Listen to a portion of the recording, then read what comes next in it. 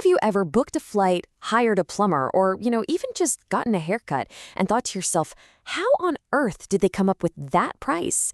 It can feel totally random, right? Like you're left wondering if you're getting a fair deal. Well, today, we're going to pull back the curtain on this super confusing world of service pricing. And we'll start with an industry that has absolutely mastered the art of making us all scratch our heads. Get a load of this number, $25.6 billion. That is what U.S. airlines made, after taxes, in a single year. And a massive chunk of that didn't even come from the ticket price itself. Nope, it came from this tangled web of extra fees. And that's our perfect entry point into the mystery we're solving today, why service pricing is so darn baffling. So that brings us to our first case study, the airline industry. I mean, if you've flown any time recently, you know the price you see online is almost never the price you actually end up paying. It's a masterclass in confusing pricing, and it is the perfect place for us to start digging. It really feels like you're trying to navigate a maze, doesn't it? Because it's not just one fee. You pay for your bag, then you find out you have to pay to pick a seat, and oh, you want to board early? That's another fee. This whole a la carte model makes it incredibly difficult, almost impossible, to compare the true final cost between airlines. And honestly, that's exactly the point. It keeps us, the customers, totally lost in the maze. But look, this confusion isn't just an airline problem. It actually points to the central idea of this whole explainer, that the rules for pricing services are just fundamentally different from the rules for pricing physical products, like a TV or a pair of shoes. And this is the absolute key to understanding everything. Pricing a product, it feels like a straight line, right? You've got a TV, you slap a price tag on it. But pricing a service, it's a tangled mess. It's intangible, it's variable, and that changes the entire game. Let me just ask you a quick question. Off the top of your head, what's a fair price for 1 hour of housekeeping where you live? Is it $25? 50? 100? It's kind of tough to say, isn't it? You probably don't have a number just sitting there ready to go. And if you hesitated, don't worry, you are not alone. Most of us have what economists call poor reference prices for services. We just don't have that internal price tag in our heads like we do for, say, a gallon of milk or a cup of coffee. And there are some very specific reasons for that. So here's the breakdown. First off, services are just all over the place.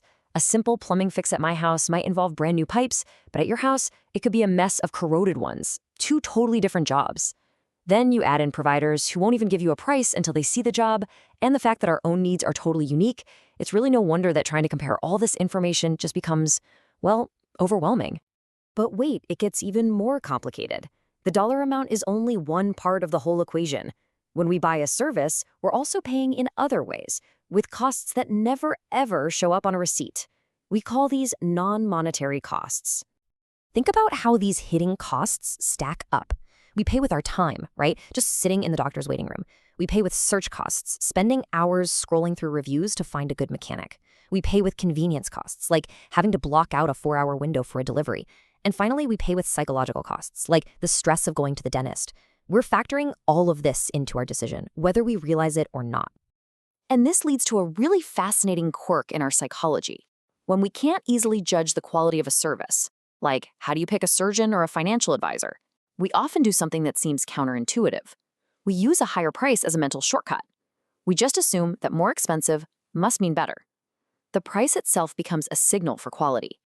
So, if we can't rely on a simple price tag and we're weighing all these hidden costs, how in the world do we decide if a service is actually worth it? Well, this brings us to the absolute core of this explainer, what the word value really means to us as customers.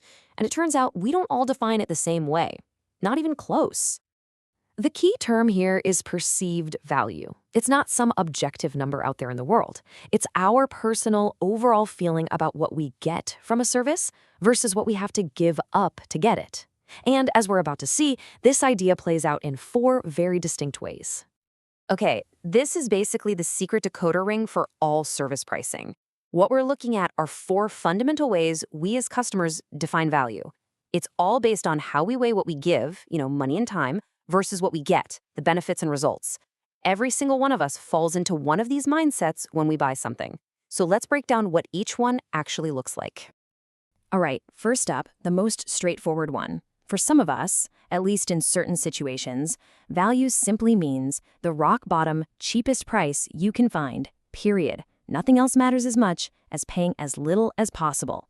This is the just get me the best deal mindset. But then you've got the total opposite.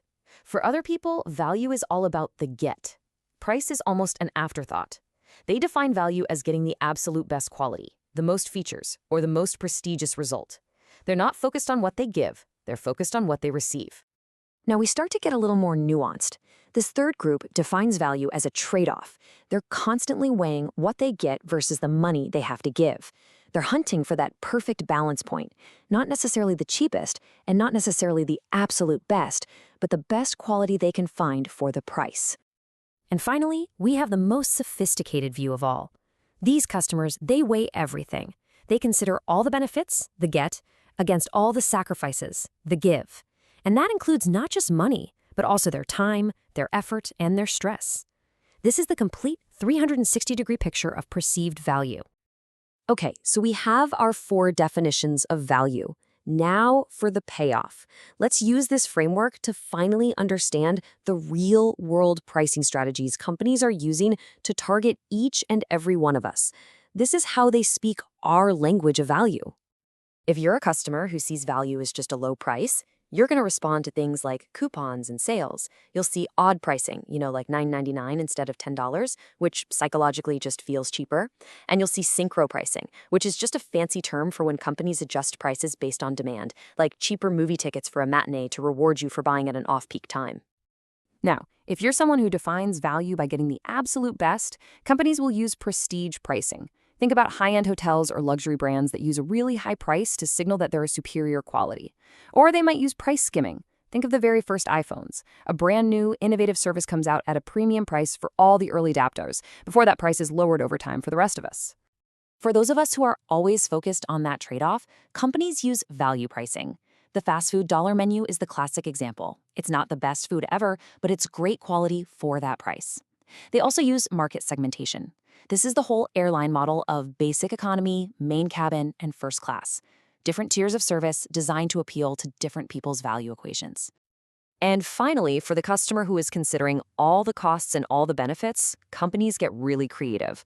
They'll use price bundling, like a vacation package that includes the flight, hotel, and rental car to make your decision way simpler. Or they might use results-based pricing, where the payment is tied directly to the outcome. Think of a consultant whose fee actually depends on how much sales they generate for you. You're not paying for their time, you're paying for the result.